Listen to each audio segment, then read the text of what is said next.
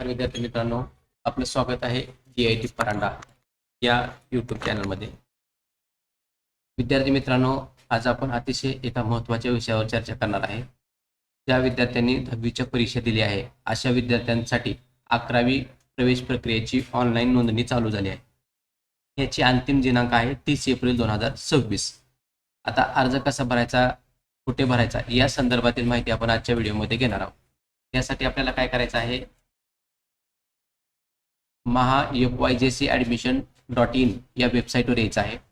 या वेबसाईटवर आल्याच्या नंतर इयत्ता 11वी प्रवेशाकरिता लागणारी कागदपत्र, त्या संदर्भातील माहिती काय करायचं, 11वीचं जे पोर्टल आहे, 10वीच्या परीक्षा दिली असेल त्यांनी स्टुडंट रजिस्ट्रेशन या टॅबवर क्लिक करून आपली नोंदणी करून घ्यायची आहे. नोंदणी कशी करायची, कुठे करायची याची माहिती आपण या भागामध्ये पाहणार आहोत. चला तर मग पाहू आपण.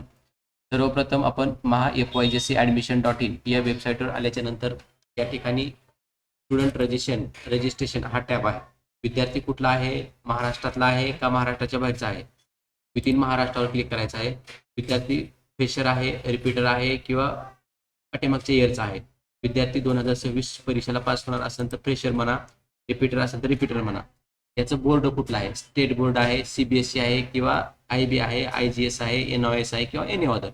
तर शक्यतो SSC board, Maharashtra state secondary school certificate किंवा central board secondary education CBSE या दोन्हीपैकी किंवा इतर एक्झाम बोर्ड असेल तो निवडा. आता आपण जर स्टेट बोर्ड निवडलं, स्टेट बोर्ड निवडल्याच्या नंतर आपल्याला या ठिकाणी 10वीला जो सीट नंबर आहे, जो आपलं प्रवेशपत्र आहे, हॉल तिकीट आहे, हे हॉल तिकीटवर सीट नंबर दिला आहे. तो सीट नंबर या ठिकाणी टाकल्याच्या नंतर ऑटोमॅटिक आपल्याला त्याची माहिती येणार आहे.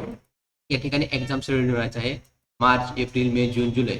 Name of examination year automatic येणार आहे. विद्यार्थ्यांचं नाव ऑटोमॅटिक येणार आहे. या ठिकाणी ईमेल ID टाका, मोबाईल नंबर टाका, सिक्युरिटी क्वेश्चन टाका, पासवर्ड टाका आणि कन्फर्म करा. कॅप्चा टाकून पुढे जा.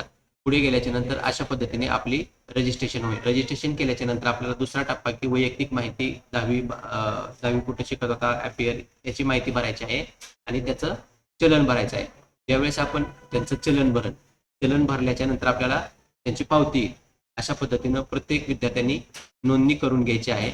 अधिक माहितीसाठी, नवीन अपडेट माहितीसाठी चॅनलला फॉलो करा. धन्यवाद.